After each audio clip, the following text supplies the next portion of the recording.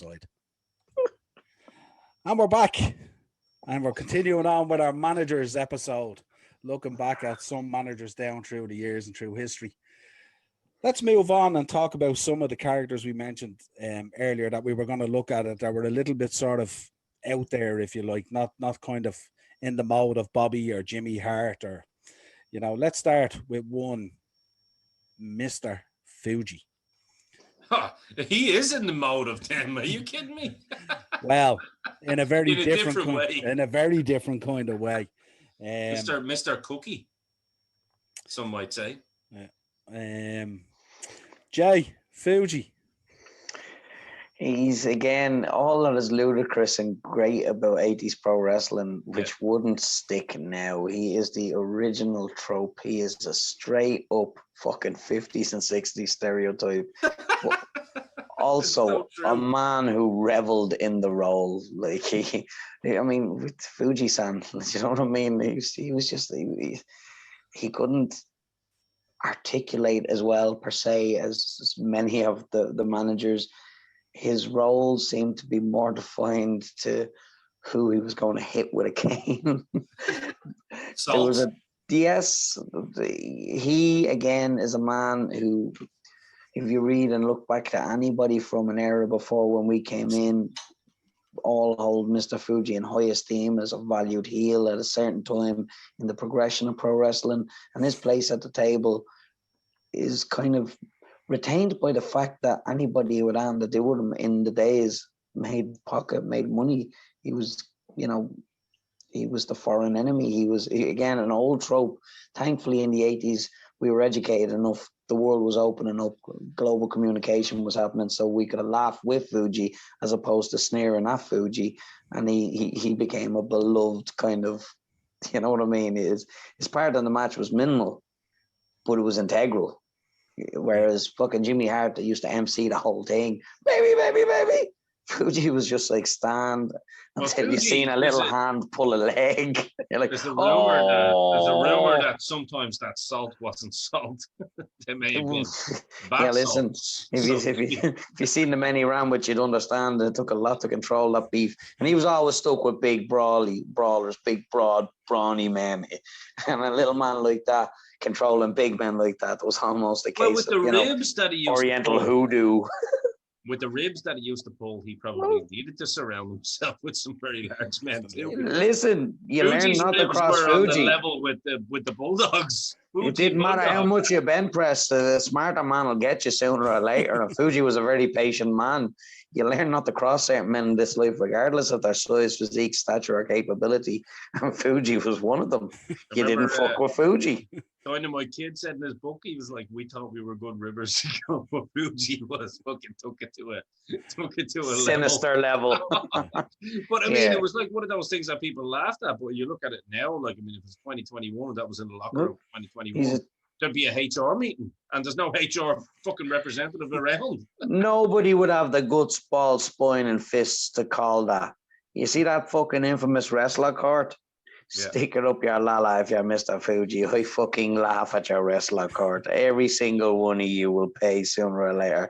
I will make it my mission in life to live long enough at your weakest moment, when you least expect it, you will hear my Oriental laugh on your bedroom window at night, and it will. But he made him. You're right, though, Jay. Actually, staying on context as well about. We never left context, baby. It's all Fuji. No, I know, but I mean, staying on context for the matches and his on-screen, which is what I mean. For me, I was going to the ribs, but so it's more and more a note to self. It's actually hilarious when you think about it, because you're so right. He ran with that, with that whole stereotype, because he would literally play like, "Oh, I am just Japanese guy," like Orient Express. I believe the Orient Express were one of the very underrated tag teams of that time. I think they were actually a great tag team, and had some great matches in helping elevate guys. I remember. I think I recall a match with them and the Rockers. It was one of the SummerSlams. Isn't that what it was? A SummerSlam, wasn't it? Yeah. And I thought it was a hell of a match. And Fuji outside is just so, and because his legs, he couldn't actually move. He couldn't actually move. Like, Take that. The cane was just Yeah, fucking an extra 4.5 foot appendage with that bleeding stick. Do you know what I mean? You could hit a wrestler with a truck and it wouldn't do anything, but if Fuji hit you with that stick from the apron, him and it was Jim Cornette devastating. together. Like, Your children imagine felt it, you know. him and Jim Cornette. I mean, like, literally, you want to talk about blenders? I've been talking about blenders a lot. Who goes? You got fucking Mr. Kentucky and you got Mr. Okinawa, and you're just gonna, we're gonna get something out of this. And you throw Yokozuna and Owen Hart together. Like, I mean, Fuji was such a pivotal part of that as well. Like, and I know he was, you know, in his older years at that point, but good Lord, once he had that fucking Japanese flag and his cane, that's all he needed. Yeah, man. Brilliant. And his odd job get up. Yeah. That's what it was. A complete rip off of Odd Job. That's all it was. Yeah, definitely. Yeah, I always remember him being so pivotal, Joe. You might want to take this one where he did the double switch with the powers of pain and demolition. One of the most groundbreaking moments, really, in tag team wrestling in the WWF at the time. It was just unbelievable that and you know, two badass teams as well. You know what I mean? Goes in with one, turns on them, and leaves with the others, and the two boys in the ring, and they're just heartbroken that they've lost their manager, and the powers of pain just walking off with him. I think he was on their shoulders as well, wasn't he? The Warlord had him up on the shoulder. Look, we took your trophy. That's Fuji, right? Yeah, absolutely. I always remember as well, he's probably the only heel manager that basically had a permanent smile. He was just like, he just always smiled. He did too. It was incredible. But, that's because he was thinking about what rib he was going to fucking conjure up when he went backstage. Yeah. I was just going to say that on what Jay said earlier, that he always had, because of that permanent smile and all that, you always thought that he was going to live long enough to get you back, regardless. You know what I mean? And that was his power as a manager. Yeah. You know? Yeah, absolutely. He was just incredible. And as Jay said, there was a kind of a stereotype to which he managed, you know, again, in people, his old man. Yeah. But also, how respected, like we talk about the ribs, how respected backstage as well, like with the boys, because literally people, like big men were warned, if you go back on Fuji, you're fucked. Yeah. Like if he ribs you, take it on the chin. They're still afraid of him. It says something when you're dead fucking so many years and people are still afraid of you. It's like, if anybody's going to find a way to get me back, it's that Fuji fuck. Do you know who he reminds me of? Lopan from fucking Big Trouble in Little China. David Lopan just coming with his two little nails. I'll get you, you fucker. Yeah. Don't give me girls with green eyes. Hello, Jack Burton. Hello, Jack Burton. Unbelievable, like No, he was a classic fit for the cartoon era. No, he was a classic fit for the cartoon era. He's again an icon of the Fuji man. I love him. Joe, if I mentioned a certain tennis racket, we'll segue into him. He's already been mentioned. One Mr. James Cornette, Jim Cornette. James E. Was it not a squash racket? No, it was a tennis racket. It was a tennis racket. That was what he was playing that week. There was many a squash, including a bad bump off a scaffold with a blown out knee, but it was definitely a tennis racket. Talk to me about Jim Cornette. You know, when you talk about fantastic managers, like he's up there as well. You know, we talked about Bobby Heenan earlier, and I think personally Jim Cornette's up there with him. Cornette is phenomenal, and it just, you know, he had the tennis racket that made no sense, really. You know what I mean? I don't think it was ever really explained. But he was a rich kid. He explained it. He said because he was a rich kid and rich kids in his part of the neighborhood played tennis. Played tennis. Oh, okay, right. Sorry. Yeah. So it was explained. But like, you know, I'm pretty sure there's not many tennis courts in Kentucky. No. And you know, that's a lie. You know, he was just a quintessential bastard. Like, he just knew how to piss people off. And him and the Midnight Express, they literally started riots in places, like, you know what I mean? People just wanted to see him dead because he was just so annoying, so irritating, and you know, and always got involved somehow. Whether he jumped up on the apron, grab the leg, whatever. Always involved, always shouting, giving the crowd stick. I don't think there was ever a time he was at ringside where the crowd weren't baying for his blood. You know what I mean? Like, he didn't have to listen to the crowd. Like we talked about it earlier, where the manager has to listen to the crowd to, make sure that they're still watching what's going on there. I don't think it ever had to happen with him. He just came out and they were just like, that bastard. They just, to be clamoring over each other to get at him, because he was such a shitbag and he did it so well. Personally, one of my absolute favorites of all time. Just absolutely love everything about the man. And when I say that, half the time I want to kill him. Just and he's still relevant. Yeah, and he's. You talked about you said earlier, Niall, about comedy managers. Like he was one of the best. Same with Heenan, he was one of the best too. They could play. He could play it serious. He could play it funny. Like he was the whole package as far as I'm concerned. He's definitely from the Heenan school, isn't he? Like, do you know what I mean? He's definitely, I'd agree with that. He's you know what? He's so astute.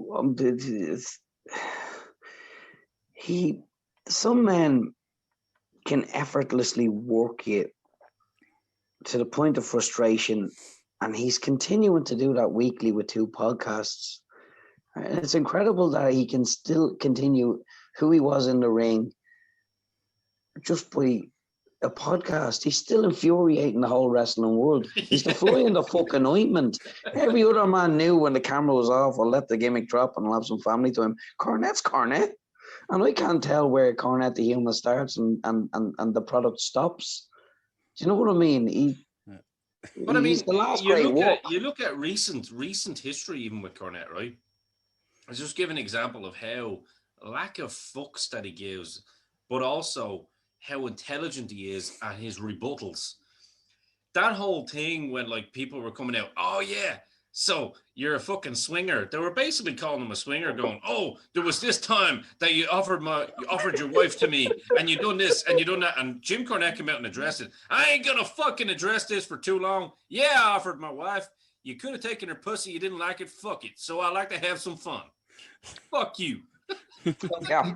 You have to be slightly unhinged if you manage to make Brock Lesnar run out of a building away from you. Well, when you take a gun out, and he did that at OVW. Shoot him in the head. Yeah, Brock Lesnar legged it, and he,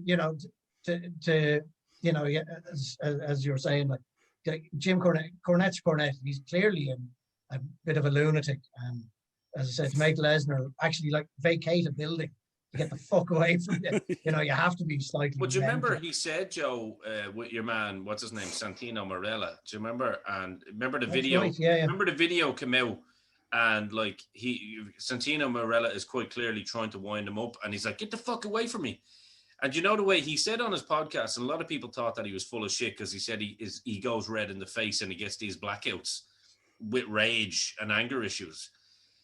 The thing is, and he said it, he goes, yeah, sure, Santino probably could beat the shit out of me, but you could see him actually going, fucking get him away from me. His face went red. Yeah. He wasn't thinking about, I'm going to fight you. He was thinking, if I had a weapon here, I'm going to cave your skull in. The lad is absolutely insane. But and when you say that, Ian, more proof of that is that infamous Dairy Queen video. Yeah. Where he's losing the fucking plot because they thought the order was a fake one. And he went fucking ballistic because they had to wait an extra, 10, 15 minutes for it. He completely loses. And I think Jericho was in the car and there were a couple of other guys. They're just filming him and him losing. He gets out of the car, he gets back into the car, he gets out of it again. It's just so funny to watch him. And it's just him losing the run of himself. But he gets angry without consequence. He thinks he actually used to. I mean, he got a cease and desist from Vince Russo. And that's right, yeah. And do you remember he read it out and he was like, "Well, this is the last time I'm going to mention your name, shit's name." But everybody's copies of it on his website, he was like, "Yeah, I left a message on him threatening to kill him and his whole fucking family." He literally turned around and said, Man, if I was you, I would go and get a DNA test on your fucking kids, because I can't believe that you could get your dick even hard enough to shoot out the littlest bit of cum just to get your fucking wife pregnant. It's like, wow. I remember listening to that on the way to work one day going, like, even Ian Kelly is going, shit, man, that's a bit like, it's a bit too far, no? It's like, you know, usually I'm all for the fucking heat, but good Lord, that's personal shit. Like, I empathize with him in that respect. I've got this thing personally where I will reach a point where I will say, please don't, please don't, please don't, because I know when the snap happens, I will not be sorry for any consequence. And I see that in him. Like, there's no apology once bad shit happens. It's like, I asked you not to do that. You can't. And now you've done it.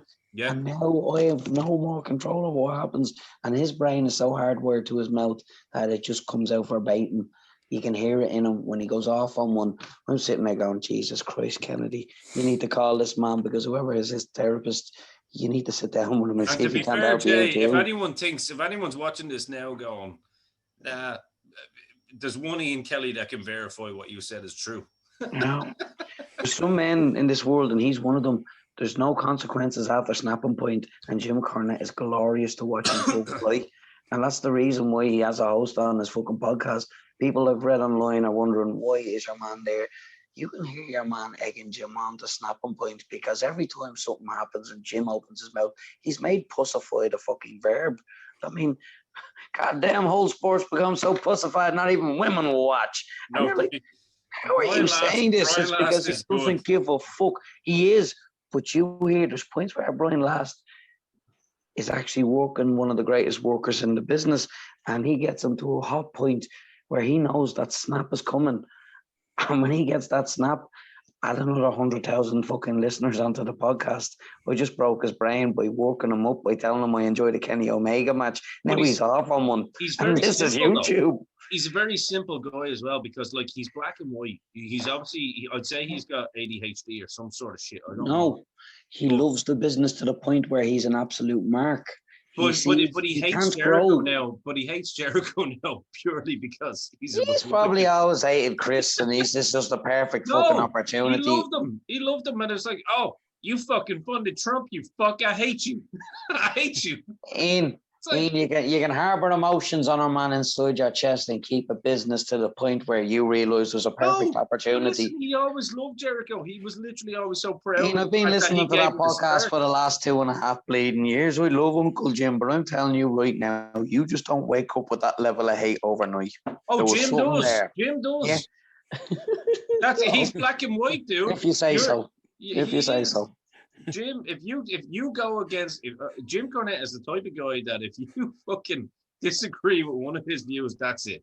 You're blacklisted. No, just look at the Revival. Yeah, exactly. He doesn't hate the Revival yet. He does, man. The latest show, he does.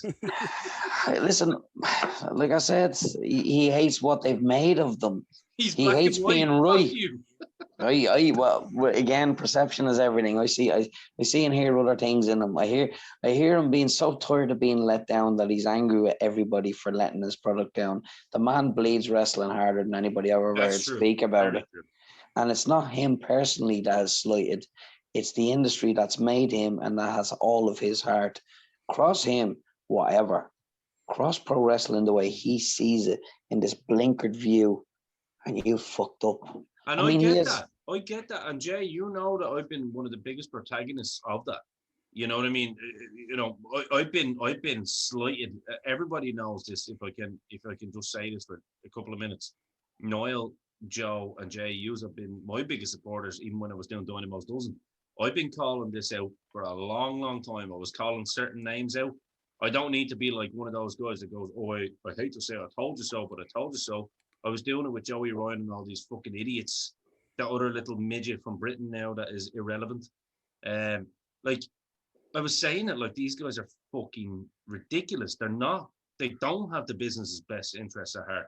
So I 100% get where Jim Cornette's coming from. And because I was a Jim Cornette fan as well, I was told to go and shut my fucking mouth and So I think Jim Cornette for me, but this as is the a thing former manager, but also as a current wrestling personality, because he is, I think he's doing an absolutely fantastic job, just as he did in the fucking forums back he's in the day. most certainly the truest voice of a bygone era. But at a caveat to that, he is unwilling to grow with the business. And for right or wrong, the business is like anything else in life.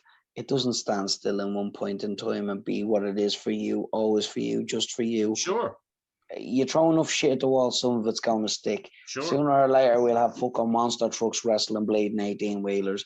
At the end of the day, we'll always come. But what my personal experience over the last year and a half of what wrestling has become and where it's going is there is a tapestry of rejuvenation happening, which we are not willing to allow to grow.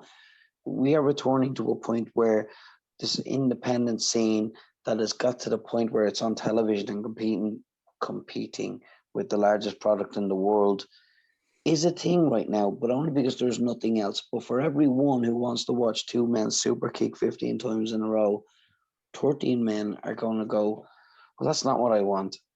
And they'll find and seek what they do want at an independent level, which will bolster the audience in these smaller promotions, which offer a more traditional product. And over a 7 or 8 year cycle, we will gradually grow to the point where we have a rejuvenation of a 70s style honest pro wrestling. But we can't be too angry with what is not good right now, because what we love is still in our heart, and we will seek it as fans, and it will help whatever is offering that product to grow. So we're like, it's a cycle. Wrestling will be great again. That's, and you know what? Without question. I love it. You know what? I'm gonna hand it back to the host after that one, because that was a great fucking description of it. I agree with you, Jay. We've talked about this many times. I think sometimes you gotta bear with the shit. Yeah. To get to the gold. You know what I mean? You gotta keep digging. You will. And yeah, I'd agree with that. Look at what you do, Jim Cornette. We mentioned your name and we didn't even mention any fucking stuff. Shout out to you, Jim Cornette. Can I just say one more thing on Jim? Absolutely. There? Just like one thing I can't understand, and he said it a couple of times, like how people aren't picking up the phone to him from promotions to get some ideas from him. And he said it that he's available to take them. Well, Tony Khan did, didn't he? Tony Khan initially. Tony Khan before the yeah. Tony, like he actually said that, Joe. I'll send you the clip actually later on. Yeah, he told him no. He basically said that he liked Tony Khan when Tony Khan first called him, because he said like he liked the idea of that he knew sports-based product. Yeah, and he knew and like because Cornette was very proud of his WCW and NWA heritage. He was happy to talk to him, and he said he had his heart in the right place. But he said now he's like, fuck you, because of what he's done. He's basically reneged on all that. And, Jim's retired. He wants a phone call a week, but you can't do that. Take a look at the last time that Jim was hands-on in an organization. OVW offered up the greatest continual slab of WWE alumni who was will he go with down ROH as or TNA? OVW. ROH. He was with ROH, but he was with OVW with Danny Davis as well. Yeah, he was with TNA. ROH and TNA was he was with them all. But the problem is, every company that's on the cusp of the next step has slighted Jim in some way. I mean, you could offer Jim everything he wants in a wrestling promotion, and the personality that he is, if you serve a burger with the wrong cheese, he'll say, fuck you, and go home. Why do you think he calls Dixie Carter a cunt? Like, he doesn't like talk about women. Doesn't take much to piss him off, does it? But to be fair, they did fuck him. Like, I mean, they brought in Vince Russo knowing that like there would be an issue. And but they were looking for volatility. They were looking for. But he did actually say, right, I'm actually willing to work with you. Fuck it. We don't like each other. Let's fucking work on it, and let's get through this thing and make this thing a thing. But of course, Russo, well, according to, I can't say anything bad about Russo. Russo and I have fucking traded texts in the past, and as you know, and hopefully he will be on Dynamite Dozen someday. So I wasn't there, so I'm not going to be one of these fans going, yeah, that's what happened. But according to him, Russo was up to his old tricks again, and Yeah, but Jim is in love with wrestling at a point in time. He wants to see Arn Anderson versus fucking Harley Race. He doesn't want any of the accoutrements of modernization. He doesn't want the product going forward. I don't know about that. Ring of Honor. He's unwilling to entertain any women's wrestling except for fucking girl who main evented Mania. I'm useless at names. Belair and Banks. Belair, Banks, fucking, you know what I mean? He's unwilling to entertain any variance on his blinkered mindset. I know what you mean. He's not wrong. He's not wrong for him. Yeah. But it's not even style. Yeah. He doesn't want. He's dismissive of any kind of Japanese talent trading. Yeah. He's dismissive of all women's wrestling. But the world is a bigger place than the one that gave birth to Jim Cornette. Not all women's wrestling. He's quite a big fan of Bayley and Sasha Banks as well. He's a fan. No, he's not a fan of Sasha Banks. He's a fan of the Australian girl. He loves her. No, he said he enjoyed Sasha in some matches, but that compliment had to be dragged out of him.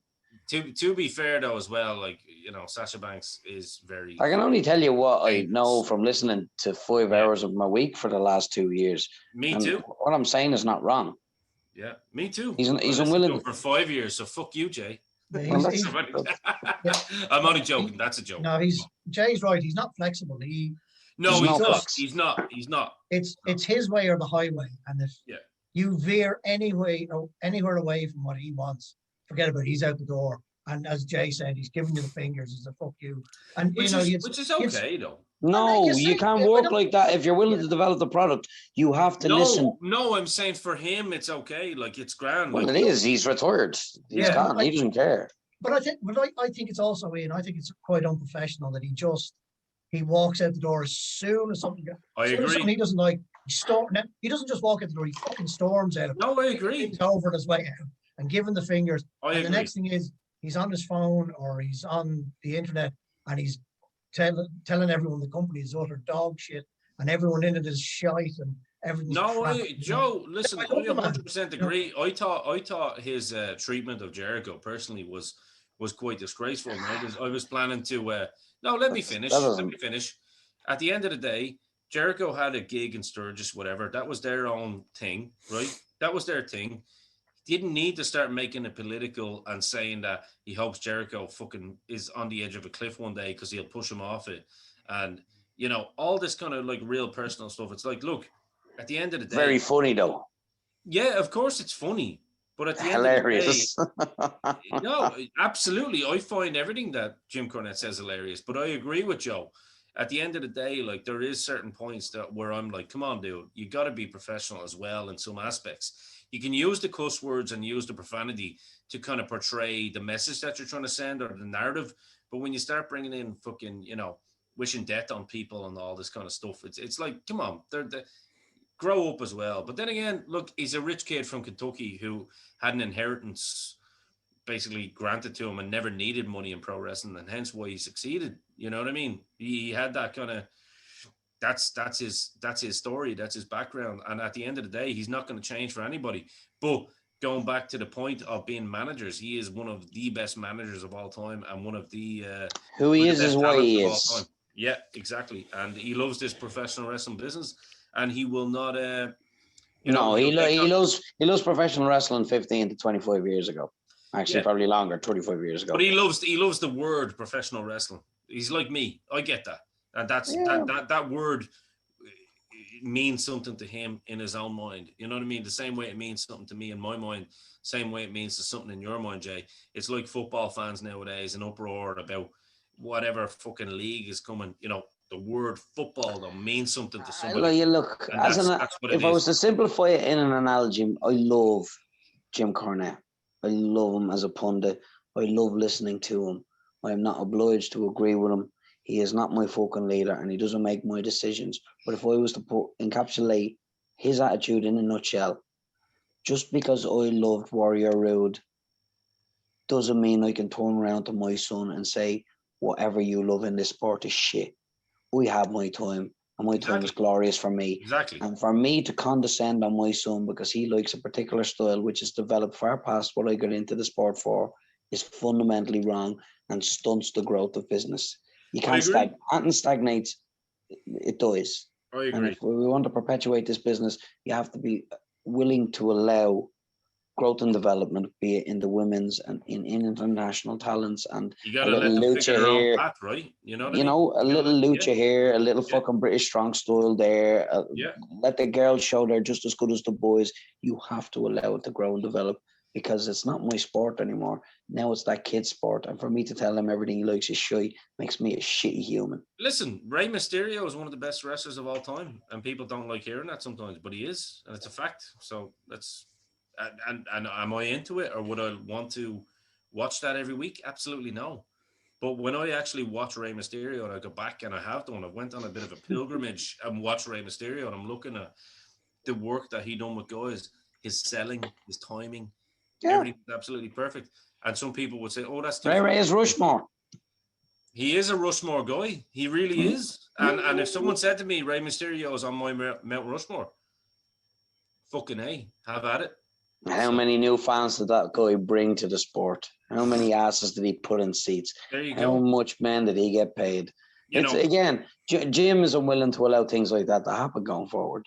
the only He thing had I'm his impressed time, and it with, was glorious, and he is fucking glorious. The only One of the thing I'll most say with entertaining Jim- humans on the planet.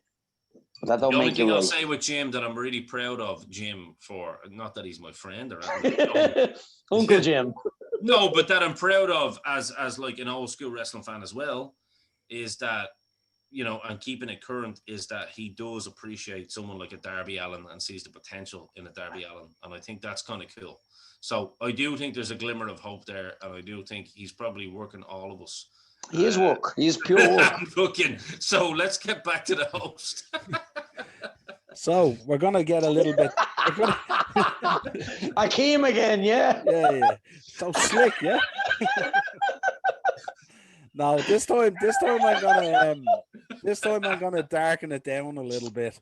Oh fuck. Oh fuck. gonna- Joe, you're up. We're gonna talk about a man who wasn't just a manager, but was also a huge add-on to what was presented to the public. A man who lived the gimmick, stepped right out of work and straight onto the stage. No less one Mr. Paul Bearer. I fucking knew you were going there. Can I take this one first then, yeah? Of course you can. Please. Like you have all the others, Ian, yeah? Why not? Yeah. Well, Joe, you know what? You've got your big boy voice, so use it. Yeah, but you keep putting your hand up and teacher has to answer. Hey. Hey is what horses eat. Start as you mean to go on. I was like that in school. Fuck it. Come on, teacher. Fuck it. No, Joe, if you want to take this one, I'm more than willing to give it to you. Honest to God. I'm only taking the piss out of you. I know. Well, look, I'm the star of the show. So, look, at the end of the day, Jay had his fucking star moment last week. I was actually quite jealous. That's because you didn't turn up. There was nobody there in attendance to put that fucking power up, was there? Guess what? Johnny Regular over here. If I'd have been over there, anything about things. if I'd have been there last week, Jay, I literally would have sat in the corner and just listened to you, my friend. Love you, Shooting brother. tonight, baby. Love you, brother. No, I won't spend long on this, Joe. Please. All I wanted to say was, when I was a kid, like, because I mean, I was born in '84, so 1990, I was like 6. When Undertaker came out on that Survivor Series, the scariest part for me was the package. You know what I mean? Like, as a manager, he didn't need to say it, and I was like, who is this short, fat man? And I mean, obviously in my head, I'm not saying short, fat man, but it was just so eerie because of the white face paint and the fucking thing under the eyes. And yeah, for me, that was my first introduction to Percy. And obviously later, like, I've seen all of the stuff with Rick Rude and all, you know what I mean? But yeah, so whoever wants to take it from here, I was like, wow, what an introduction to management. So Joe. Yeah, look, Paul Bearer was brilliant. He is like, when you think of him, you think of Undertaker and Kane. It was like that was his big thing. That was his kind of Everest moment, like, was with those two guys. But I've been like, you guys know, I'm a big fan of Eli Drake, and or was the LA Knight now. But he when unfortunately when Percy passed, or Paul Bear, he started sharing all these videos that he used to be Eli Drake's manager on the indie scene. Yeah. You know what I mean? And I knew nothing of of him on the indie scene. So that was my introduction to all the stuff outside of WWE, and he was fucking brilliant. Now he was brilliant in WWE, and that character he played, and the that was a good impression. Very good, very haunted. Walking around with the urn and all that kind of crack, and just he was absolutely fantastic. I didn't find him all that frightening now, I have to say now, Ian. But I do understand. Troy being 6 years old and watching him fucking come out with this dead man beside him. He put the Warrior in a fucking casket, Joe. Yeah. Wind it in, pal. Fear is real. And I still to this day, speaking of that man, I still to this day have no idea how they did that burying him in cement stunt. Still have no idea how they did that. That was unbelievable. Because he's not an athletic man to be able to roll out of a fucking some kind of trap door or something, you know what I mean? So God knows how they did that with him. But he was brilliant at what he did, and he completely brought you in, and he was a perfect foil for the Undertaker, because I think from looking back on it, I don't think Mark Calloway, isn't that his actual name, the Undertaker? Yeah. I don't think he knew what the give. Sorry. Who? I don't think he fully knew what that character was, what the gimmick was.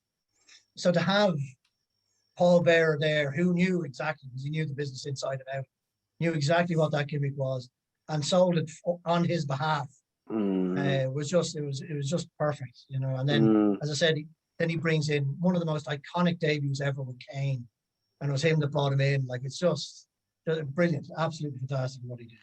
Yeah, lightning struck twice for a reason. A ship out of rudder sails in circles, and so on and so forth with analogies. I think, Noel, you could probably put some context on that as well, because you probably know where I'm coming from as well, because you would have been that bit older, in terms of looking at that Undertaker debut. Yeah, it was incredible. But when I think of Bearer, I think of, he kind of did everything right and everything at the right pace. He understood his role because it was his role in real life. You know what I mean? So he got it. And the way he used to hold the urn and caress the urn like a child, you know what I mean? He presented the urn to the audience like that scene in The Lion King when they hold up the cub. Simba. You know what I mean? Yeah. And it was just like, he used to the symbol of the urn. And it was so pivotal to the Undertaker and how that gimmick went down and evolved and became so dark, that this really was the Undertaker, the Grim Reaper, the dead man, the urn, the ashes, the burials, and it was just incredible to see that dynamic between the two of them, really, and Undertaker talks to this day. I mean, he says he owes so much of his career to Paul Bearer. Between him, Kane, and Paul Bearer, that sort of trilogy there, or trifecta, if you like, it was a match. You can't really say a match made in heaven. It was a match made in hell, when you think about it. But I always, the symbol of the urn, even to this day, when you talk to Undertaker fans, it's so powerful, and he was the man who really, it's like he got the urn over. And he used to manage Rick Rude as well back in the Dallas as well. Yeah. No, but I think Joe's right. I don't think the Taker gimmick probably would have gone past 3 years without Bearer on the scene. No, because you remember outside, Jay, do you remember, because like you're not that much older than me, but you remember like when he would hold it on the outside and the camera would zoom into the urn constantly, and you were like, what the hell's in that? And do you remember, and then the Taker would just sit up as soon as he held it up. It was like the chemistry and timing. They're two words that actually need to be mentioned. Yeah. The chemistry and timing between Taker and Paul Bearer were unbelievable. It was almost like the Taker was a zombie, and it was fucking Bearer pulling the strings outside. Unbelievable. It was Puppet master stuff. Well, not only that, it was like we said earlier on, the way a worker can take his rests. I believe Joe, you said that a worker can take his rests whenever Hulk Hogan has got him in any kind of move, and but whenever the camera panned onto Paul, he was on. Yeah. He was just Always that's a on. great impression, by the way, Jay. Do that again. He was. He never stopped, man. And you never knew when the camera was going to go to you. And those taker matches at times they weren't short. I mean, he had this very slow, methodical style. It took him 3 weeks to walk the ropes. Poor old Paul was out there giving himself fucking lacerations on the neck. I mean, probably shitting himself, holding his horn, waiting for the camera to pan on him because Donald, who's paid $2.50 an hour, doesn't know when to switch. You know what I mean? Tomo on the camera. Do you know what I mean? You get this Tomo in Mississippi. orchestrated majesty of vampiric evil, and then you've got some fucking Chad who's in his second week at the job. It's like, when do we pan in? You fuck off, Chad. Vince, we're gonna need to. You know what? Vince, fuck off. Vince, we're gonna need to talk about Chad. But again, that's how he spoke. That was the funny thing about it. You know what I mean? This is it. This is again what we're saying about managers and their role in this business. Yeah. Pringle, fucking whatever you want to call him, Bearer. He was always on. He was on as much, if not more, than the other fella. The other fella just had to stand at the back pulling plastic gloves on. Do you know what I mean? That's the thing. And marigolds, I do it once a week at the sink. You know what I mean? I'm not paid for it. And I'm not still on. I'm not even on when I'm doing the marigolds. And Jay, when you're putting them on, do you do the whole sort of? I do. I'm actually lying. We have a dishwasher. What I do with the marigolds is a lot less palatable than what Taker had to do in the ring. And what I do with the marigolds does involve a lot of rings. Flush, bleach, flush, scrub, bleach, flush. 3 men living in a gaff, one Jacks. When girls are over, you don't even want to know. So whoa! It's a lockdown. We put our balls away. We've rested. We packed them up because Holy Hand asked us to. Well, when girls are over, those marigolds are going to. It doesn't matter. Let me tell you something, brother. Women are never over in this place. It's always the guy. He goes all Kevin Nash with that finger poke at him, yeah? No, I think Jesus H. Christ. Bombshell tonight. Bombshell tonight. I think one last thing, I suppose. Last thing, we haven't even started. We haven't even cut our shot, baby. One last thing. I'm not drunk. One last thing on Percy Pringle, I think was, and Joe, to go back to what you were saying about you didn't scare you. It's like back in the day when they had that funeral parlor and stuff, like they had the lighting and the setting perfectly, right? You know what I mean? It was like, it was just such a great, he was like, again, going back to what you boys said it so much better than me. He was just such a foil to Undertaker's, fucking darkness. You know what I mean? You knew that you had this zombie, as you said, Jay. That was kind of the character.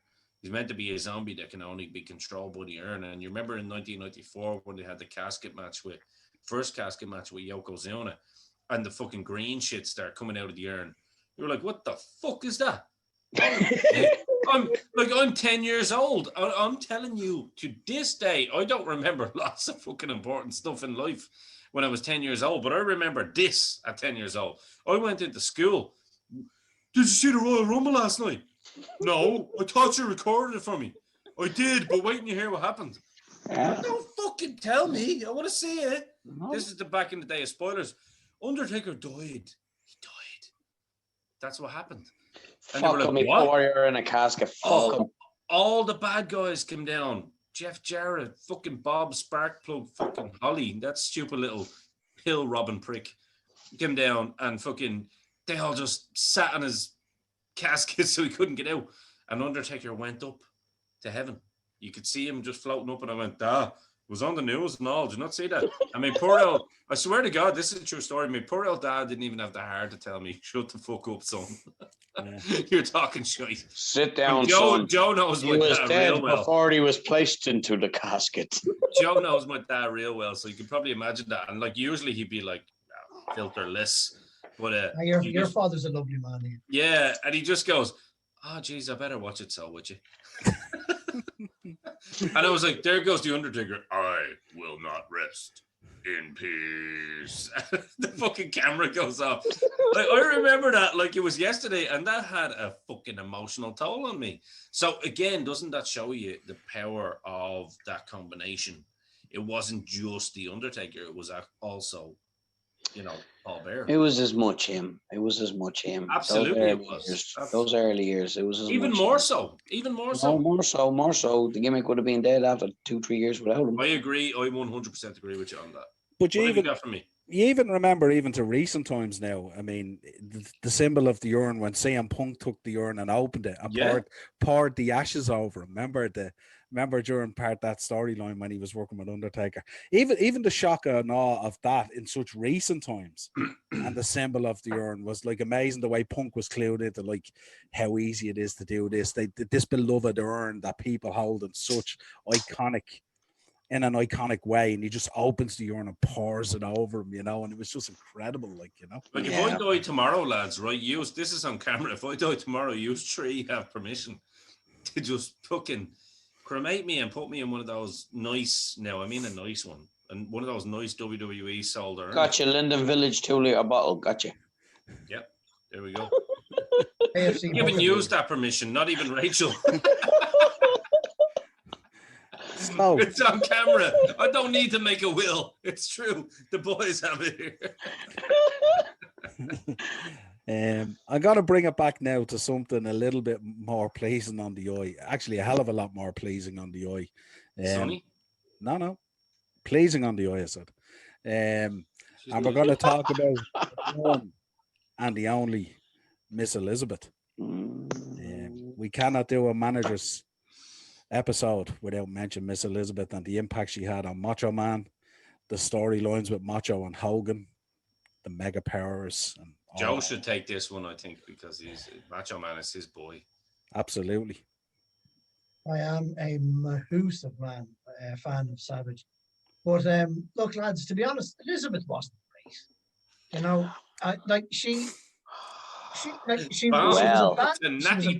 She was a bad actress. Well, she looked well, but she wasn't fantastic, lads. Well. And any good storyline she was involved in revolved around other people. You know what I mean? Like as I said, Sherry and the Macho King, that was all Sherry. And the whole Savage Hogan thing was those two lads. She was in the middle of it, but like she wasn't great. Like iconic, yes. Great, no, personally. And Jay's ready to tear me a new heart. I'm just going to sit back with the shopkeeper and I'm going to watch it go. Ring the bell, Apollo. Go ahead, Jay. Ding, ding. Ding. Do you remember how often George the Animal Steel used to rob that woman? He used to steal a person on television. That's kidnapping. That should be felony. That should have made him incarcerated. But they perpetuated that storyline. That used to break my heart. Who was in love with that woman? Who was 6? I didn't even know what love was. But I knew what she was. Perfect. You're going back to my point that everything good about her was because of other people. George the Animal Steel kidnapped. What happened to George the Animal Steel? He disappeared off eating turnbuckles in the fucking wilderness. Do you know what mattered? Liz. Sometimes when I go back and look at that WrestleMania 3 match, I think George running off with Liz was probably greater than Steamboat with the IC belt. Sometimes I think, George, you got the better. But it definitely got overshadowed. That's for sure. I can understand why the subtlety of her magnificence and importance in the business is lost on brute ignorance. All your boiled piss and vinegar and your TNA fucking wanderlust is not going to help you here, son. They were dark days in the 80s. We had 2 fucking channels. And on one of them was Miss Elizabeth, the most perfect creation ever. She was all of our wife. We all married her. She was the yin to his yang. He was absolute madness. She was absolute sanity. He would have been nothing without her. The subtle and sublime chemistry between them perpetuated the female's role in this business. There was nothing looking like that on the apron before her, and never will there be again. she was our princess in the tower. She was As I said, perfection. as I She said, did Jake, more speaking not one word over 6 fucking years than most women do, nagging themselves into a fucking divorce. as I said, she was Continue. definitely, she was absolutely iconic. But I don't think she was great. You weren't there, man. Fuck your hindsight. The only reason the macho moment was perfect is because it was finished. It was complete. They were back That was all down to together. Sherry. That was all down to Sherry. Oh, look, you know how I feel about her. Don't talk to me about the fancy calico, the piece of ass you call when your one isn't around. Look, we didn't like the fact that he cheated on Elizabeth, but we stood by him because we loved her as well. Would people have loved Macho Man though? This is the question I have for you, Joe. Would people have loved even Macho Man, but forget about the Macho King, just in general? Would people have had that kind of sympathy value, or would Macho Man have been as over without that element of the beautiful lady on his side that was kind of commentated on so much? I don't believe so. No, he wouldn't have reached the heights he did. No. Because Hogan just would have crushed him like he did everyone else around him. So But, she was a valet, like, yeah. Yeah. So that element of having her around, kept allowed Savage to reach those upper echelons and stay in them for so long, And but like if you look at her work, lads, it was fairly poor. Like You didn't fucking see it. she couldn't act or anything, like. She wasn't trying to. She was just a hot board. She was great though. It's all natural. But no, you're right, Ian. I don't think he would have been the absolute megastar he was without the, without. She was the balance to his insanity. Yeah, without the, the mega powers exploding, which was due to her being there, and then the iconic wedding, and as I said, the Macho King coming back, and with Sherry, like, she was a big foil to him, all right. She was also the perfect woman. The only word we heard over in 10 years was yes. Sorry, women. Way before Daniel Bryan, huh? We've had editing issues on this show in the past. Joe, yeah, but now I'm being positive. Now I'm being positive.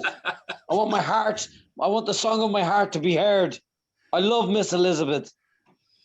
Well, look, WrestleMania 7 was one of the most beautiful moments of all time. So sorry.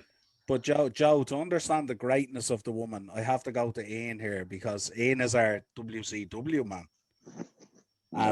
And this is where we see a bit of a switch up in Miss Elizabeth. There was a Miss Elizabeth, that was MILF Elizabeth. That's a different woman, and I can't hear. I have to go. Yeah, you should actually go, because there was a lot of toilet roll involved in the next conversation.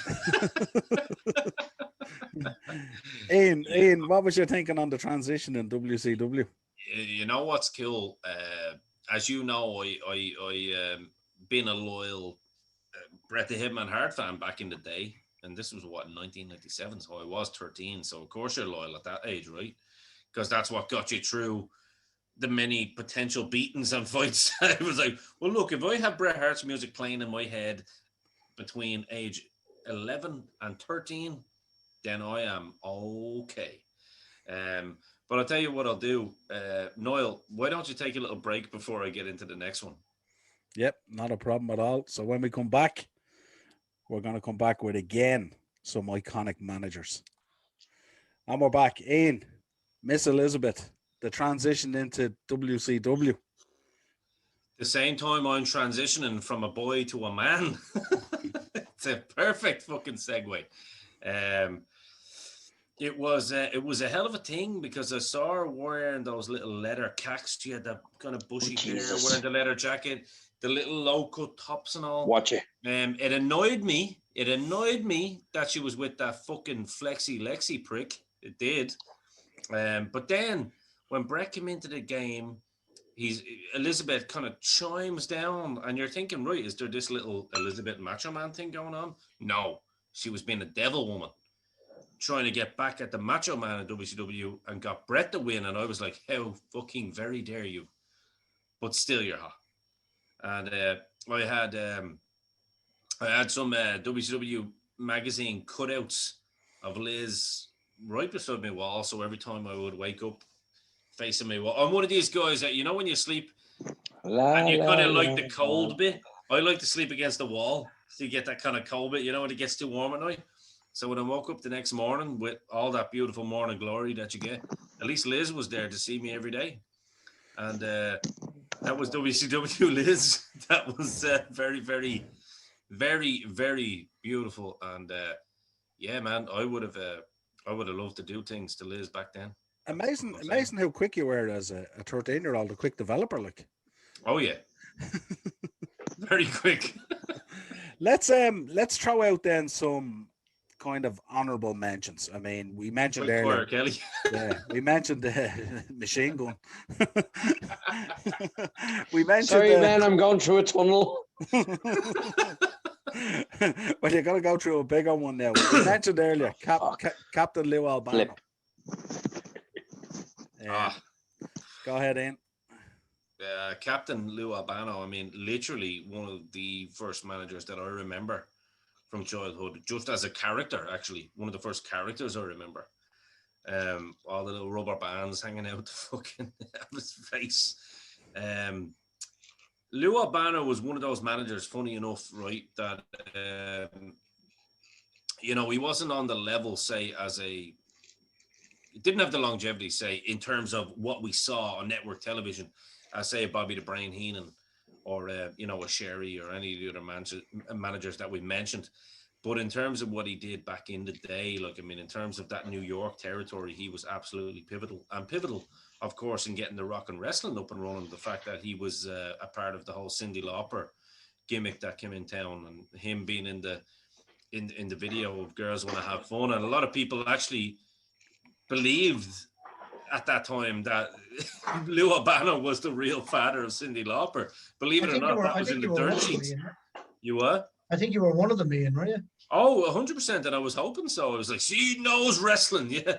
Joe knows. I'll tell you one thing. Joe knows my affection for Cyndi Lauper more so than even Elizabeth. That woman is a special. She's a queen and a princess, and I love her. No, I think Lou Albano was just so pivotal in that whole kind of deal, but also as a character. You know, he is the epitome. We talked about Fuji living his gimmick. I mean, Lou Albano lived his gimmick. You know, I remember reading the Dynamite book, and he was saying because he was managing the Bulldogs, and I think it was such a weird combination, but it makes sense, right? You know, he is a little bulldog himself, but just such. It's not like he had a get up. He just wore out to the ring whatever the fuck he wanted, like. He's literally. He was like a proto Cactus Jack, wasn't he? Absolutely, like, you know what I mean. He just, and then he drank like a bottle of vodka a fucking day, not a night, before he went out. And Vince McMahon would give him shit about it, and he'd be like, "Hey, you can't fire." This is what Dynamite said in his book. You can't fire me because your old man told you that you can't. So fuck you. And like Dynamite was saying that, like, he was the only man he's ever seen like put a fucking head up to Vince and call him fucking every name under the sun. And Vince would never fire him either. When you don't give a fuck, you don't give a fuck. You know, eventually, obviously, he was going to probably let go in a nice way. Absolutely. You know, so you know what? You're getting too old now. You're past retirement age. But no, as far as Lou Albano's work back in the day, I think he did his job very, very solidly.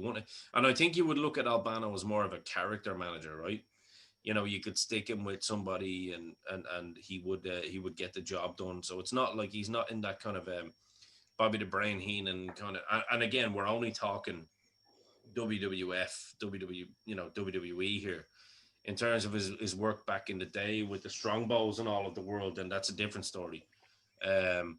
But in terms of how pivotal he was to kind of our childhoods growing up, he was very, very pivotal and very, very pivotal to WWF getting the success that it did get and going mainstream. Like, Niall, how would you feel? Like, what does Albano mean to you, actually? Because you would have got to see a lot of his earlier work.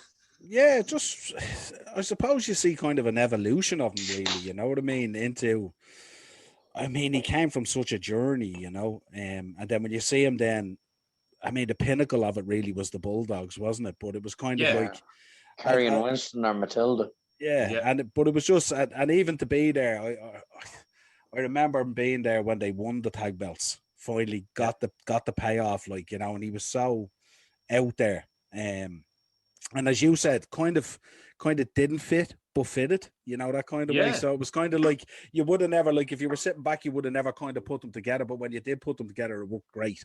And that's a testament to him and his adaptability, if you like, in terms of understanding a situation and stuff like that. A lot of Like his him and Ozzy Osbourne hanging out. Like, I mean, that just makes sense, right? And I suppose I can see the logic in Vince's vision at that time, because him and Matilda being such a duo, it makes sense because he's like a little bulldog.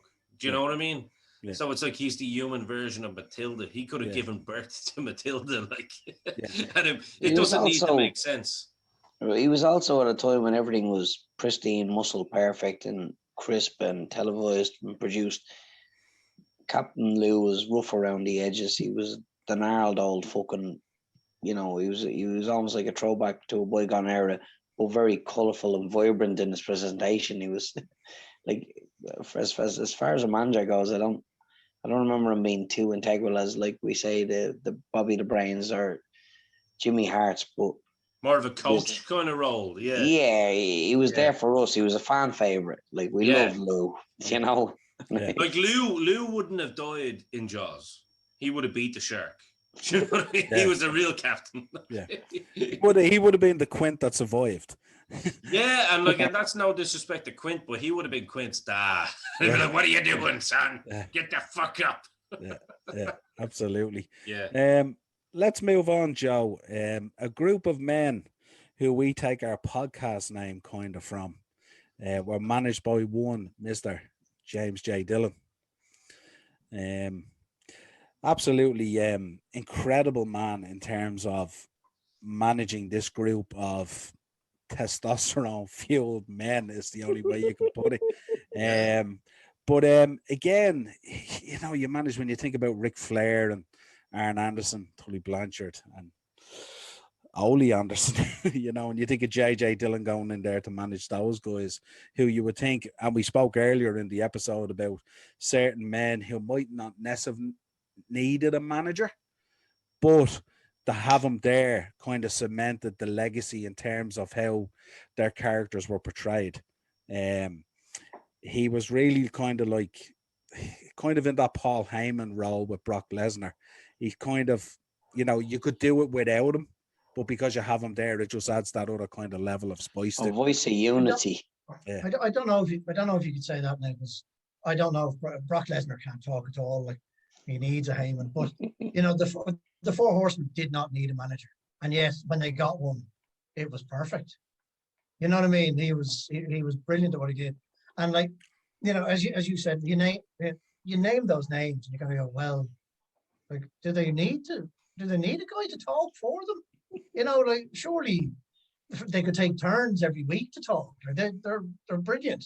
They don't need a manager, and yet he came in and did a lot of the talking for them, and he sat in perfectly with them. And as I said, on paper it doesn't make sense to put him in there. It really doesn't. I don't know whose brainchild it was to put him in there, because on paper you just go, these guys, no, they don't need a manager. It'd be mad to put one in there. Yeah. He's just going to get pushed to the side because you've got these massive egos, great talkers, great workers. They don't need one, and yet he walks in, and it was meant to be, really, wasn't it? He just sat in perfectly with them. Just Do you fantastic. think? As I said, I'd love to find out whose brainchild it was to put him in there, because it was a stroke of genius, really, to be fair. Do you think with certain kind of appointments like that, and like we mentioned earlier, like that, the Heenan family were kind of like the original NWO, but no, the Horsemen really were. Let's be real, and like, they're different. They're different types of things, so I'm not trying to compare them, but it's a stable. So I think with the Horsemen, because of Flair's kind of, Rolexes and, crocodile alligator shoes, these shoes are worth more than your house.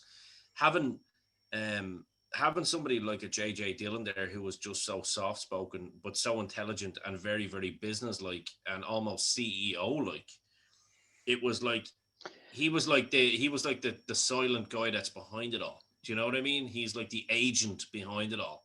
And I think having that lends itself to making this group look like that's their agent, that's their guy. He's the guy that they call that makes phone calls on their behalf. Like, He was portrayed as the kind of pro wrestling's answer to Mino Raiola. there you go. There you go. Yeah, I Yeah. don't know who that is. The Neither Man do I, Jay, United I don't agent know. that makes bad things happen.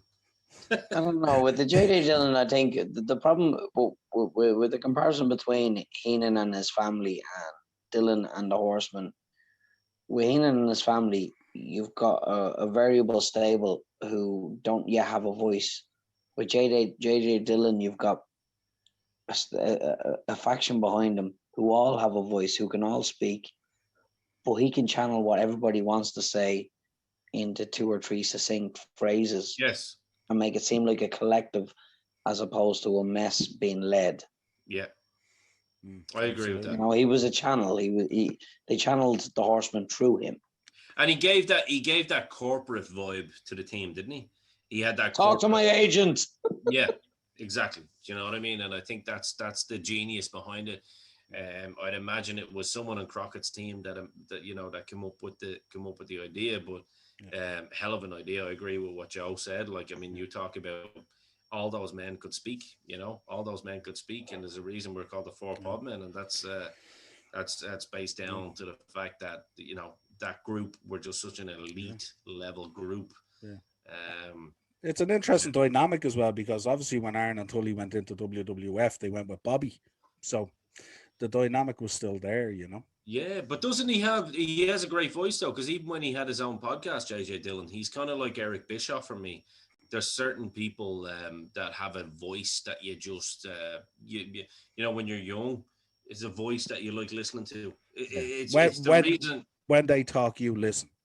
Exactly. And it's the reason that, radio is a thing. It's the reason that we have disc jockeys that just play music, and it's the reason that we have presenters and people that, we have talk shows, It's funny in WCW, they tried to parallel what JJ Dillon was with a kind of a counter Dillon character with Harley Race and his fucking stable of doom. Sure. It was almost like yeah. And it's the reason why we still offer audio versions of our show on Anchor. Absolutely. Yeah. Even if you don't get to see how pretty we are there. Absolutely. Believe it. Woo! We're going to come, I suppose this man is the man we should really finish with. And we're going to come bang up to date. We've already mentioned one Mr. Brock Lesnar. But we'd be remiss if we didn't mention Mr. Paul Heyman in relation to Brock Lesnar, but also in relation to the stellar job he's doing with one Mr. Roman Reigns. I think Joe should take this one, yeah. Joe is exactly going to take this one. Go for it, Joe. Thank you, Ian. You're very gracious. Now, look, Heyman, it's just so we can get the dead weight off before we finish strong, Now, look, Heyman's fantastic. He's like, just every time he gets on the mic, he just, he spits gold. He really does. He's phenomenal. Like Brock Lesnar, as good as Brock Lesnar is and was, I don't think he would have been as big a thing if it wasn't for Heyman. Because Lesnar, remember them when he came back from the NFL, and he was on his own, and everyone was like, "Who the fuck is this guy?" Like, he's talking out his arse. He's terrible. And so they brought Heyman back. Next thing was Brock Lesnar was, the must-see megastar that everyone wanted him to be. So that'll just show you when Lesnar tried to go on his own, it just didn't work. But and now, as you said, the stellar work he's doing with Roman Reigns now is just unbelievable. And but the thing is, like, he hasn't got it. It's not all roses for him. Like, he couldn't get Cesaro or what's his name, Curtis Axel over. He was manager for them for a while and just couldn't do it. And Yeah, he's a manager, not a miracle worker. you know, well, no, in fairness, the two of them are good. The two of them are good, especially Cesaro. I love But, Cesaro. Huh? I love Cesaro. No, especially Cesaro. Don't mind hot tag. He's been a dickhead. Yeah. He's Well, not wrong, Curtis Axel wasn't bad either, but you know what I mean. But Cesaro was the main one. But I think it was just.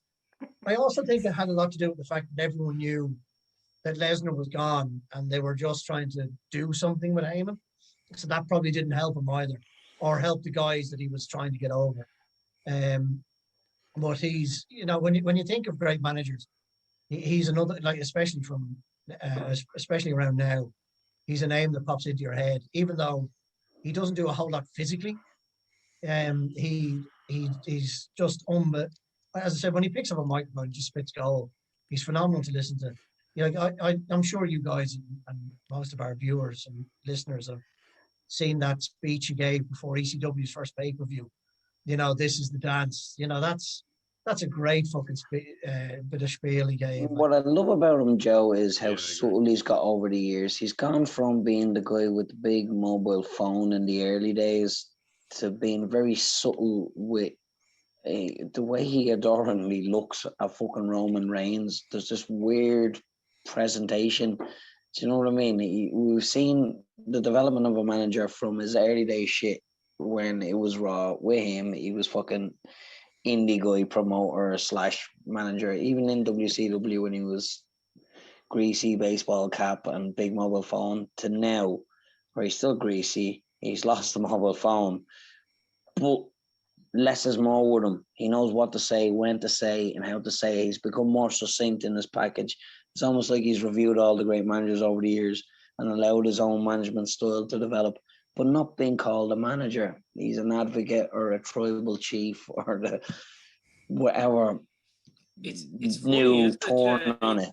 It's funny, Jay, like, because you know, and you like me, we kind of listen to Cornette religiously, and it's kind of funny because they are the two rivals, because they're two managers that came around about the same time. Yeah. And James, they both had irons in the fire at the time. Yeah, and one was an outlaw mud show manager, and the other was an established territory manager.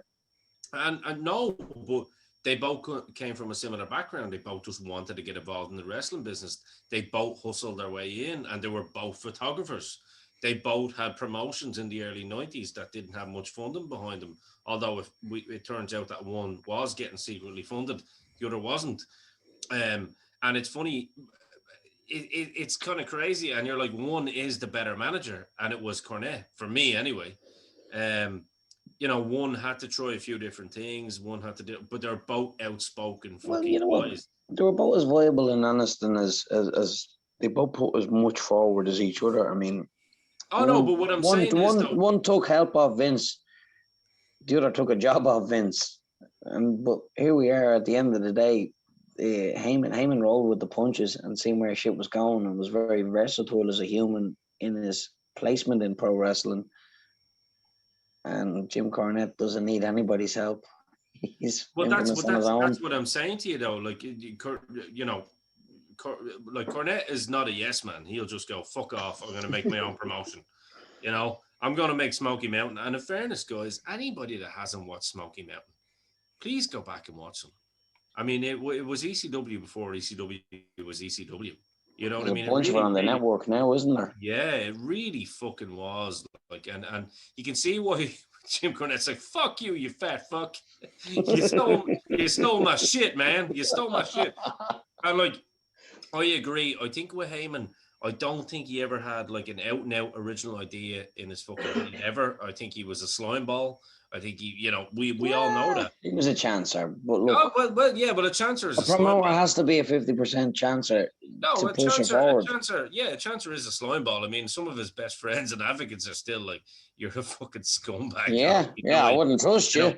I wouldn't let you mind my daughter, but, you know. Yeah, But it's like he gets that kind of pass. He's one of those guys that gets the pass. You know what I mean? It's like, you fucking slimy bastard, but fucking still I love you. You know what I mean? Like you gave me a name, like, so I'm like, oh, Sabu. Like it's like I'd love to stab you in the eye with a screwdriver, but at the same time I'd love to kiss you on the forehead too. You're the reason of Sabu, you bastard. Yeah, you know what I mean. Like that's the kind of point I'm making. It's like, but I think Joe was 100% correct. I don't think he is the quintessential. He's definitely not on the level of Bobby the Brain Heenan in terms of as a manager.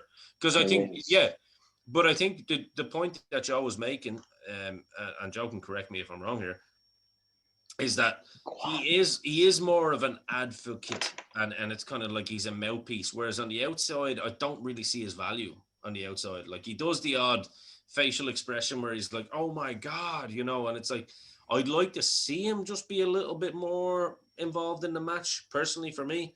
And I don't mean like he has to trip someone. I'm not saying he has to do that every time. But at the same time, I think he doesn't do a lot for crowd heat. But look at the truth. He could be sitting down on the timekeeper's fucking chair, and I don't think anyone would even notice. What was Roman without him? Huh? What was Roman without him? No, but that's all part of the gimmicks and him walking to the ring with him. That's the actual. Yeah, but that's his job. Oh no, 100%. That's why I'm saying. No, I'm not disagreeing with you. I'm saying. Sorry, forgive me, Joe. Come in. Get. He's an advocate more than a manager. That's what I'm saying. He's listen. Roman Reigns was always going to be over. It's the fact, and Roman Reigns would have got over as a heel anyway. That's a guarantee. Yes, he's very good. That's a guarantee. So I'm not going to have someone take the credit for Roman completely. Not 100%. No. But look. But it added to it. Like we said earlier on at the very start of the show, to be management, you have to be liquid. Every talent that is put in front of you, you've got to do what you got to do to see the job through. And fucking the Romans Heyman combination, like I said, he just stands there and stares at him like he's in love with him. He doesn't go out there and shout things to the crowd. Yeah, you've got to be fluid. He wasn't that with Brock. With Brock, he was a verbal mouthpiece. He was in your fucking face. He was the hustler. He was the slammer. He was, oh, this guy's the greatest thing ever, blah, blah, blah, blah, blah, blah, blah. But with Roman, he's like, isn't he brilliant? Well, what about him with CM Punk? He was the same with CM Punk as he was with Roman. Punk is raw calico. I mean, Punk didn't need anybody, but it most certainly assisted in his notoriety. But this is what I'm saying. This is the point that I've been building up to, is that like everybody, his real life heat, as in the real life character that a lot of people think that Paul Heyman is as the slime ball and the piece of shit, that lends itself that as soon as he's standing behind you, right, you're a heel, you're a cunt because you've aligned yourself with that fella. You know what I mean? And that's the same thing with Punk. As soon as Heyman's standing behind you going, like that, you know what I mean? Like the little Poindexter fucking vibe that he gives off.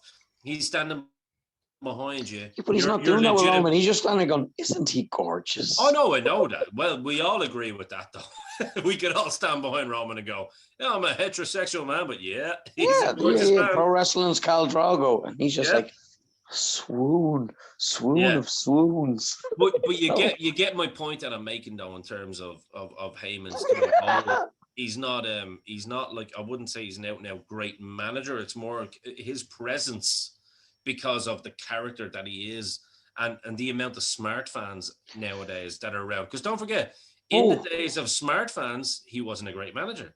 Whereas Cornette was. Maybe true, but as a in the days counter discussion, in a counter discussion to that, name me one other manager who's had as long a tenure in that role in the last 20 years. I think that's a null and void point, Jay. I got to be honest. I don't think so. Well, he's kept his job.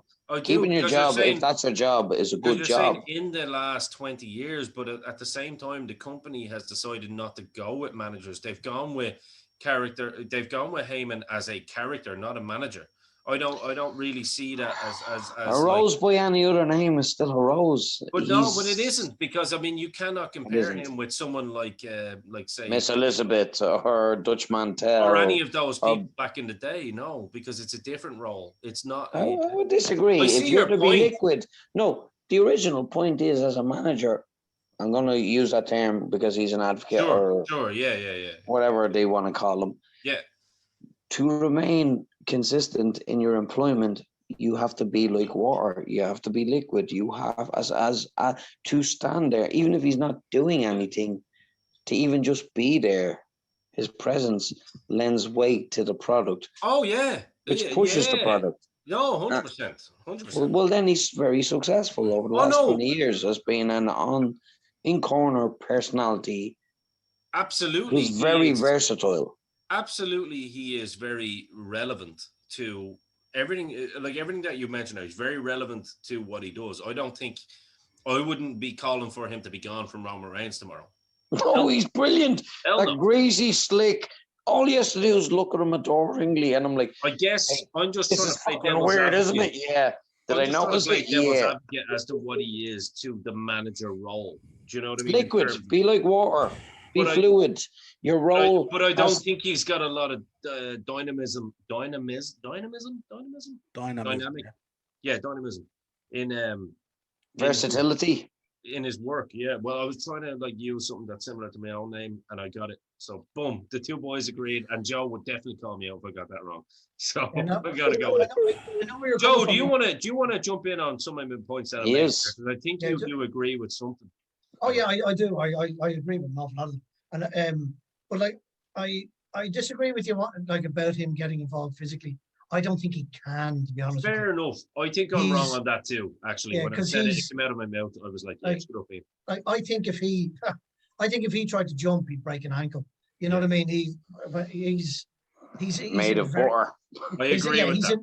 He's in awful shape. Let's be honest. I do agree with that. Yeah. And I think if he jumped up to try and pull a rope down or anything like that, he'd hurt himself. And so he just does what he does really well, which is get on the mic and talk shit.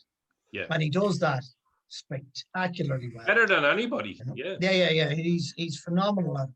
I think if he started to get involved physically, I think it would take away from him personally. As I said, personally, I think he'd get injured as well because he's just as Jay said, I think he's made of butter. But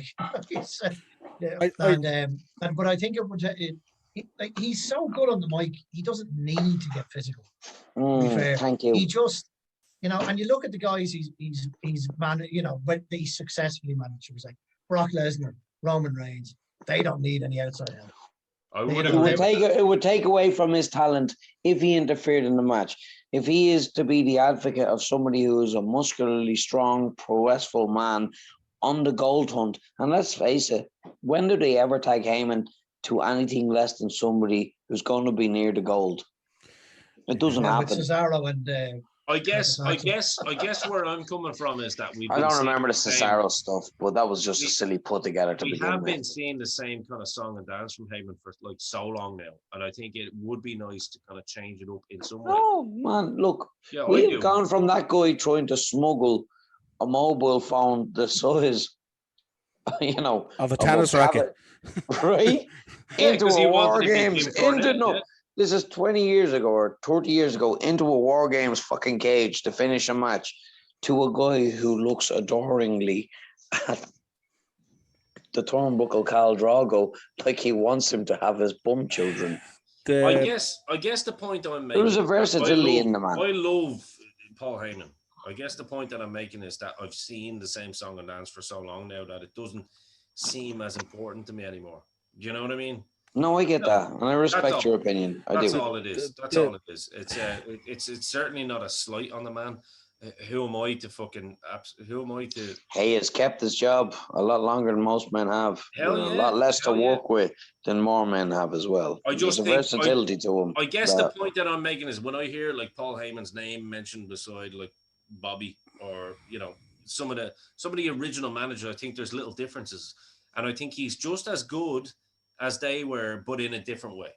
You know what I mean? I don't look different at different time, different product. and in a different way, exactly. Yeah. So in no way for anyone that Yeah. thinks I'm talking shit and the- having a slight The one Heyman is not true. the one thing I would pick up on is I'm not sure Roman Reigns would reach the level that we see him reaching without having Paul Heyman. No, I don't either. You know, I don't. I really believe. I disagree. Well, let me come at you first, Joe, and then you can come back at me.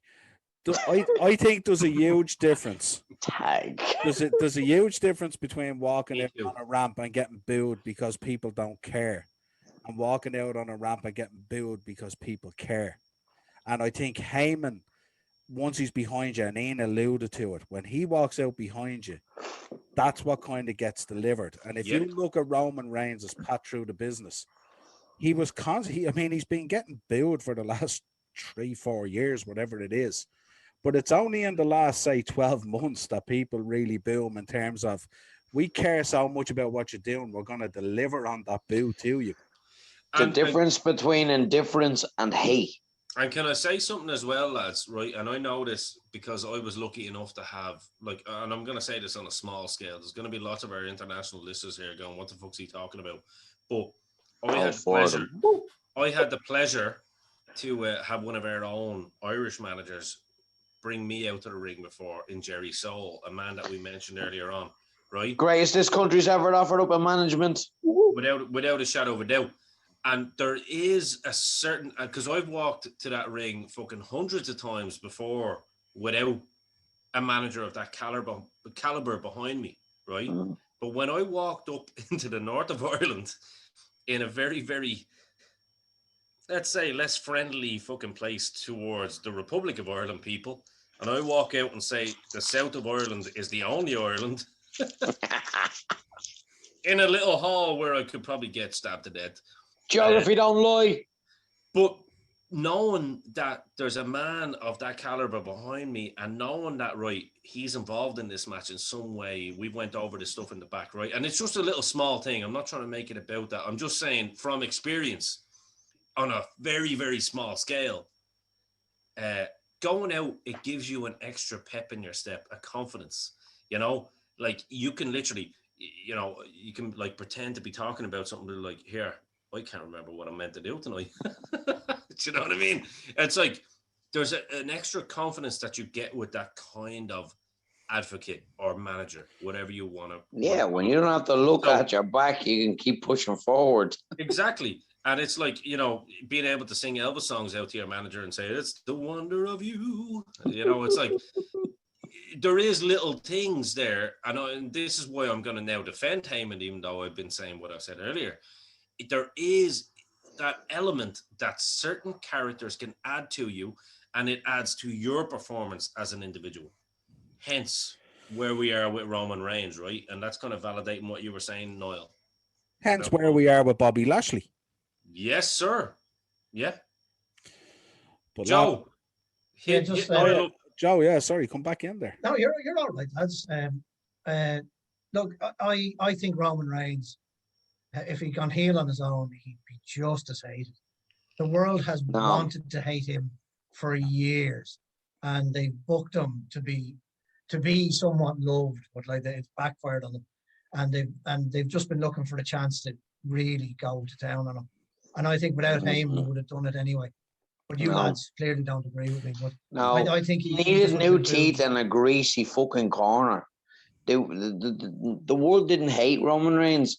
They were indifferent to him. There's like literally 3 things you can be in pro wrestling, and one, you do not want that any given to him. You can be beloved or you can be hated. The third one is indifferent.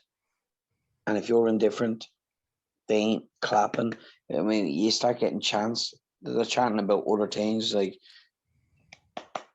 you know, when you're boring the world, it doesn't want to see you. Well, I think it was more a case of the John Cena experiment. It was like the next version of John Cena where they were going. No. They pushed John Aaron and loved his hates. Oh no, Roman Reigns but what didn't I'm saying want this is, push, and he wasn't ready for it. But the crowd were indifferent to him. He needed something in his corner to solidify it, and what solidified it was Heyman. I kind of disagree with you there, Jay, because you're kind of making it out that Reigns wasn't really a thing, and like they were in different. Reigns was definitely a thing. No, I think what Jay is trying to say is Roman Reigns wasn't this thing. No, but Roman Reigns and John Cena are very comparable. Absolutely, because they were being pushed. Roman Reigns was being pushed down the throats of people the same way John Cena was, and it was going down the same road. John was always pushed for good and learned how to thrive off the booze. Okay, Roman didn't know what to do. Yeah, Roman didn't know what to do with the booze. Sorry, I get you now. They were making him be good. He wanted to be bad. Yeah. And he didn't know what to do with them. No, my apologies, Jay. I get you now. I understand what you mean. He didn't know what to do. He didn't have that kind of way of like seeing it embraced it and kind of used it as a I get you. Yeah. Cena worked it. Yeah. 100%. He loved the let's go Cena, let's go Punk. He fucking loved that. In fact, because he got off on it. Just a shout out to John Cena. Do you remember something subtle that John Cena used to do without even having to do that? Right? He used to look to the hard camera and he'd look to the crowd. He'd do that big fucking military smile that he had. He'd go like that. And then he'd just go like that. Yeah. And you see, but you gotta remember as well, if you look into Jay. If you look into the layers of the current Roman Reigns project, and Joe touched on something there. Roman Reigns is still being booked to be loved, but just loved in that heel kind of way, and the introduction of Heyman in the background. He's still being booked to be loved. What they've done now is they've got the fan base to buy into him. So even if you're booing a guy, it doesn't question your love for your fandom of that guy. It's just at the moment you boo him. You imagine, right? A hypothetical it's like chess. scenario. You're making the fans make a choice. Now we're moving Roman over here with Heyman. Yeah, there's love to hate. It's old school pro wrestling. Yeah. When you think about it, right? Hypothetical scenario. The Rock comes back, which he will eventually, and he'll do a fucking match somewhere along the way, or he'll do something, or he'll be involved in a situation where he's getting his shy kicked out of him, yeah? Imagine when it's time to pull the fucking trigger on Roman. I'm just using this as a tiny example. And Roman comes down to defend big cousin, the nation's darling, that is Dwayne Johnson. The fucking future president. The future president of President The Rock. Exactly, President The Rock. Boom. It backfired before, Ian, when they tried that. Backfired before when they tried. No, but it will. But they can use that as a work. There will come a point where they're going to be like, he's going to be so hated. That's the point that Niall's making. It's moving pieces. It's not moving characters. It's moving pieces. Yeah. And it's taking a piece from here to there, maneuvering it just strategically enough so that the fan, it's sleight of hand, and that's what a pro wrestling is. And long-term storytelling. Yeah, absolutely. And to be fair, Bruce Pritchard gets a lot of shit, but that is very, very that asshole. Have the piss. He is an asshole, but that is old school Bruce Pritchard booking because of what he learned sitting at that round table, with Pat Patterson and Vince McMahon. So, for all the negative shit that Pritchard gets, that's definitely one of those pieces where you can see that that's long-term booking. You know what I mean? Yeah. And I would say that's 100% a Pritchard move. I'd say you would agree with me on that one, Noel, would you? Yeah, absolutely. I mean, you can see with Roman Reigns, it's a project. You know what I mean? It's not like if this goes out there and it doesn't stick, we're going to flip it. This is going out there and we're going to force this down the pipe and this is going to stick. And this is going to be a dynasty, yeah. Yeah, this is going to happen. You're out there, you're representing this family. You can see the way even they're doing the merchandise and the little signs, the head of the table, acknowledge me. They're building this guy up to nearly be a god. And as you said, down the road, there's going to be a clash in the ring there. You're going to have Rock and Roman eventually, and you're going to have that kind of... I think so. You're nearly going to have that Hogan Rock stare down Mania 18 moment. Do you know what? I just got goosebumps there when you think about that, right? Because The Rock would be willing to come back for something that big. You know what I mean? Because A, he's helping his family out, and B, he still loves the company that made it. We need to get Jay for this, actually. I'm here. Give me a second. We'll give you two. Okay. So Wait, we what, just two? we basically just said there, and it's a very, very good point. And Niall kind of chimed in on what I said earlier on the Shoot. fact that, you know, the Rock, he helped the Rock or whatever. But Niall made a better point. This is going to come to the point where we're going to get a WrestleMania with Roman and the Rock. You know what I mean? And the Rock 100% would come back and wrestle his cousin for free. Do you know what I mean? Because that's just the way they are. Like, you know what I mean? That's the way they are. Not for free, but you know what I mean? He'll definitely do it if the storyline is good enough. And I do honestly believe that this is an old school storyline from WWE that Pritchard is definitely tapped into, and that's his project. That's his baby. Like, and I think you're 100% right, Noel. Because when you listen to Pritchard talk, he does talk a lot of shit, but when he talks passionately about projects like that, that's his fucking, what his... Yeah. And we always find in wrestling as well, when kind of one era meets another era, it's kind of, it tends to be kind of magical, you know? Like when you think about, you know, you can imagine the Rock in the ring with Roman and the stare down. Not this similar to Hogan and Rock when we got it at 18, you know what I mean? And that will be a monumental moment for Roman Reigns. I'm getting a boner even thinking about the idea, and I don't even fancy the men, although they're both very good looking men, so who knows? But it is 2021. Yeah. I'm going through a tunnel. Can we talk about some other modern brilliant managers other than just Heyman for a minute? Yeah, that got way weird. No. Can I point? I'm just going to list off. I'm going to list them off rather than you guys can chime in if you feel like it. Fuck yeah, Joe. Shoot. But a couple of ones that have stood out to me, you know, very recently. I think Taz is kicking ass in AEW with his stable. You know, he's got the likes of Brian Cage there, who I'm very familiar with from Impact. Not a great talker. Unbelievable motherfucker. Unbelievable athlete. But he's, you know, Taz is getting him over with the, you know, doing all the talking for him, handing him the FTW belt, which is a big throwback to his ECW days. So I think he's kicking out. That belt MVP, was the belt that stopped him crying back in ECW, wasn't it? You have MVP as well kicking ass on Raw, or is it SmackDown he's on? Well, one of them anyway.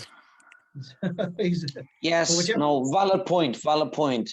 MVP is the first time we've seen somebody who was brought out of the boondocks as a man who wasn't traditionally a legend, but stepped in at his patter that he learned at a time when wrestling was of a higher standard, and the guy comes across as gold, and he is gold. Your fucking eyes eat him up. Everything he does, every little gesture. I agree. Almost like a slight and subtle return to management. Sorry, forgive me. Continue. No, you're right. No, as I said, chime in, please. Another one that's I think is unbelievable. That Alexa Bliss with the Fiend. Just phenomenal stuff. I think. Yeah, I'm with you, Joe. I have to say, I mentioned it on the WrestleMania podcast that we did. Everyone knows I'm a fucking massive horror fucking fan. And I love the little kind of bits. Some of it I've been like, all right, that's a blatant Harley Quinn ripoff. But that thing that she done there with the at the end of WrestleMania, where like she went with the old warrior black. She went Papa Shango. Oh, she went Papa Shango. You never go full Shango. I think she's been awesome, and I think that's a good mention. To be fair, she's done. She's the saving grace out of that whole feud. Yeah, without a shadow of doubt. So yeah. And I think the WWE dropped the ball big time on this one. She was kicking ass in NXT, and then they brought her up to the main roster and buried her. Zelina Vega. Yes. Unbelievable. Yes. She was so good with Andrade down in NXT. Yes. She got him over big time. He never, ever would have done it on his own. People wouldn't have talked about him the way they did. And she was brilliant. Then the typical, they came up from NXT and got fucking lost in the shuffle because they didn't know what to do with him. But she was unbelievable in NXT with him. As I said, sure, when people talked about Andrade, it was they talked about Andrade, but it was because of her they were talking about. Yeah, and apparently Vince was real high on her. He was loving her work. Yeah, and then she mentioned unionizing, and she was gone. What about she got the Jesse the body treatment. What the about black the bag chick that's treatment. managing the rocker chick that's managing the guy that beat Balor, the rocker chick that Scarlett Bordeaux. she, to me, she was the star of that show on that entrance. No. Yeah. What do you And, mean? Anyway, no, it's quite clear. Everyone's talking about it. No, she's good. Like, but you know, Cross would be brilliant without her. I think. Yeah. Because Yeah, I agree. All right, fuck my opinion. What would I know? Anyway, go Oh on. no, I think as a package it's excellent. But What would one I without the know? other. What would I know, Noel? Right? as a package, No, it's as got a nothing package, about it's your excellent. previous experience. As a package is excellent. If she can do the same with another man, she earns Oh no, management. my opinion. No, we're talking about my opinion. It's irrelevant. Oh, that's shit. Why are we still talking about that? Yeah. You Okay. experts, fill me in. Go on. Oh. Any more, Joe? I have one more, and it's just because a personal favorite of mine. And Choice. Noel, you'll know who he is anyway. And it's the sinister minister himself, James Mitchell. Sure. We don't watch shit. Yeah, harken back to my love of TNA. He just had a big set of eyebrows. He was shy. Can we call it TNY? You know, he like without him, like Abyss would have been nothing without him. Shy. He's still nothing. Shy. Like more recently there, he had a program with Sue Young and Rosemary, which was very good too. Oh, but yeah. He was brilliant. The click doomsday, you know, just and all his backstage stuff and a little. It's the bit where the ads come in. Huh? It's the bit Let the where man talk.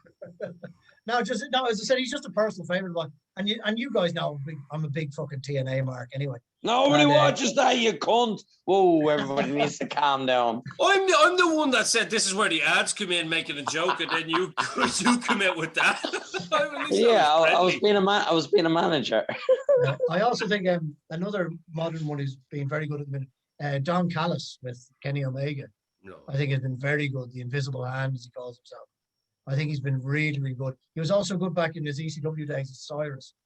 But you know, he's come from behind the commentating desk now to talk, and I think he's doing a very, very good job personally as well. Noel wants to say something on that there. I can see.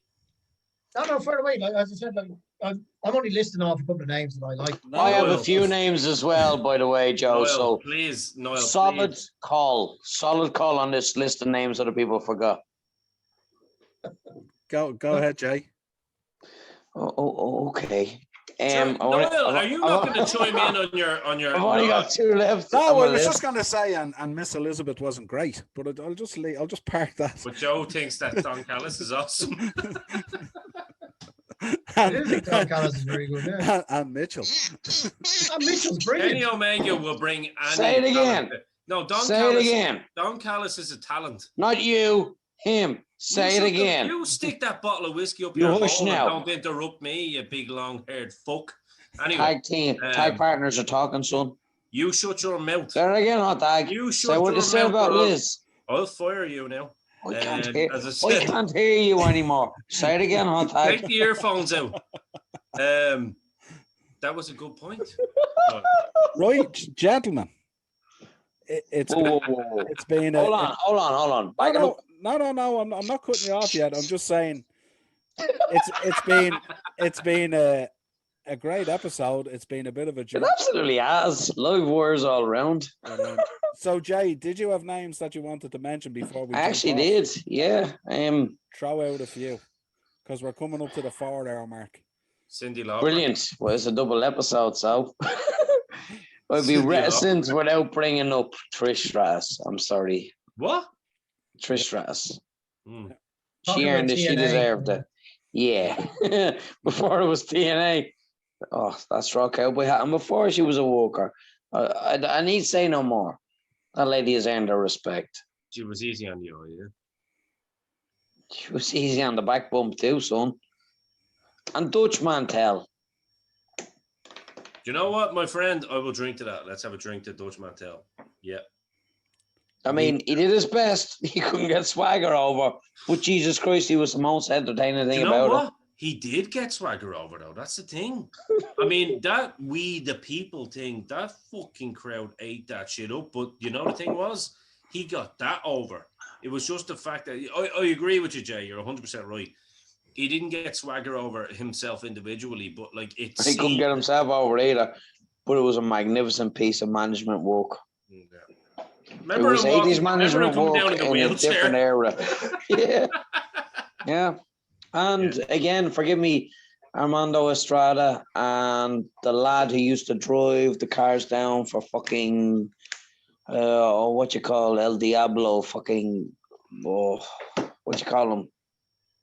Alberto Del Rio, isn't it? Yes, fucking El Diablo. Yes. Oh, what the you call little that manager? Fringe fella. Rodriguez.